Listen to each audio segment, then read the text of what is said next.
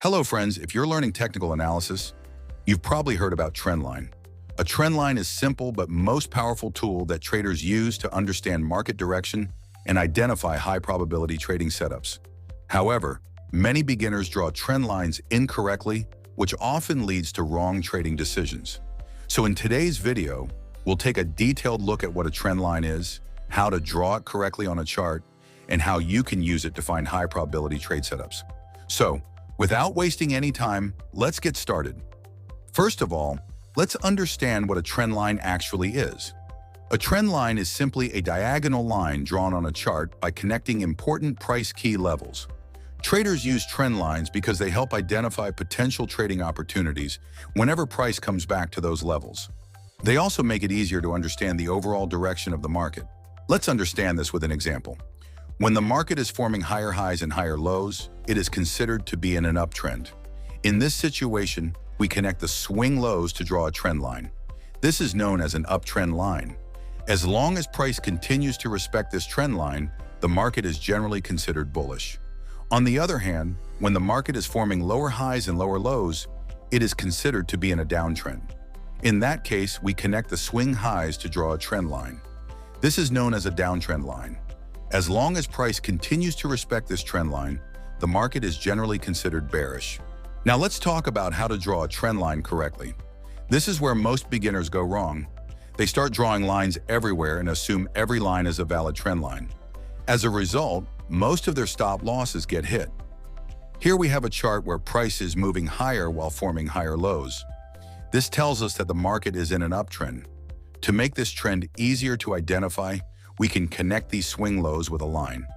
Once we do that, we can clearly see an upward sloping trend line, confirming the presence of an uptrend.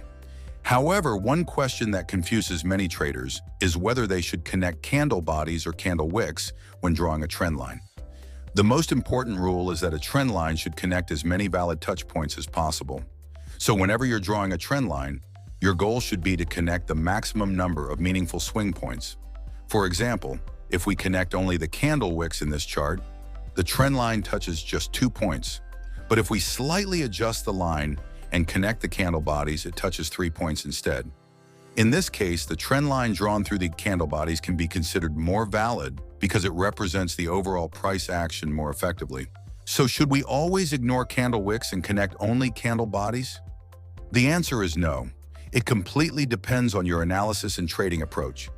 If you're analyzing the market on a higher time frame and taking entries on a lower time frame, then you should definitely pay attention to the wicks on the higher time frame. That's because higher time frame wicks are often larger and highlight important rejection areas in the market. Let's say you draw a trend line on the 15-minute chart using only candle bodies and ignore a few large wicks. Later, when you switch to the 5-minute chart, you may notice that price actually moved above the trend line multiple times.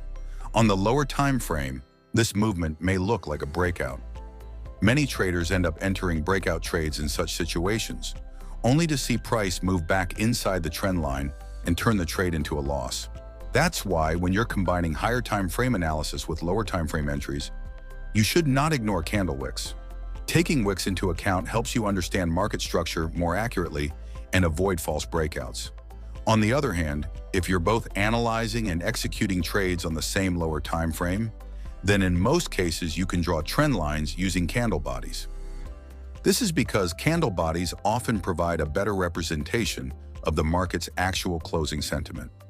So there is no fixed rule that says you must always connect bodies or always connect wicks. Your objective should simply be to draw a trend line that represents the price action as accurately as possible while connecting the maximum number of valid touch points. This principle applies to both uptrends and downtrends. Now let's move on to the most important part of this video: how to use trend lines to find high probability trades. The first setup is the trend line bounce trade. This is one of the most popular and commonly used setups.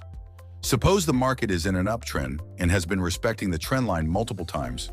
If price comes back to the trend line and forms a bullish rejection candle, it can provide a buying opportunity. However, remember that you should never enter a trade just because price touches the trend line. Waiting for confirmation is important. For confirmation, you can look for a bullish engulfing candle, a pin bar, a hammer candle, or a strong bullish momentum candle. Once confirmation appears, you can consider taking an entry. The stop loss should be placed below the recent swing low, while the target can be set at the next resistance level or based on a minimum risk-to-reward ratio of 1 to 2. The same concept works in a downtrend. If price approaches the trend line and shows bearish rejection, it may provide a selling opportunity. One of the biggest advantages of a trendline bounce trade is that the stop loss is usually relatively small, while the potential risk-to-reward ratio can be very attractive. Now let's discuss the second setup, the trendline breakout trade. Sometimes the market doesn't respect the trend line and instead breaks through it.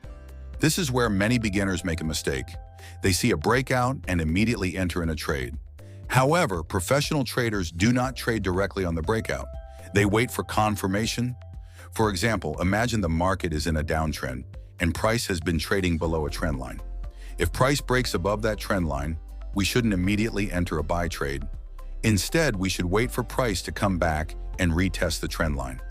If price gets support there and forms a bullish confirmation candle, it may present a buying opportunity. Similarly, if the market is in an uptrend and price breaks below the trend line, we should wait for a retest. If the trend line starts acting as resistance and a bearish confirmation candle appears, it may provide a selling opportunity. Now here's a very important point. Never use a trend line on its own. Trend lines tend to work best when combined with support and resistance, market structure, and candlestick patterns. For example, imagine a situation where a trend line support and a horizontal support level are both present in the same area, and at the same time a bullish rejection candle forms. In this case, the probability of the trade increases significantly because multiple confirmations are aligning at the same level. Professional traders refer to this as confluence.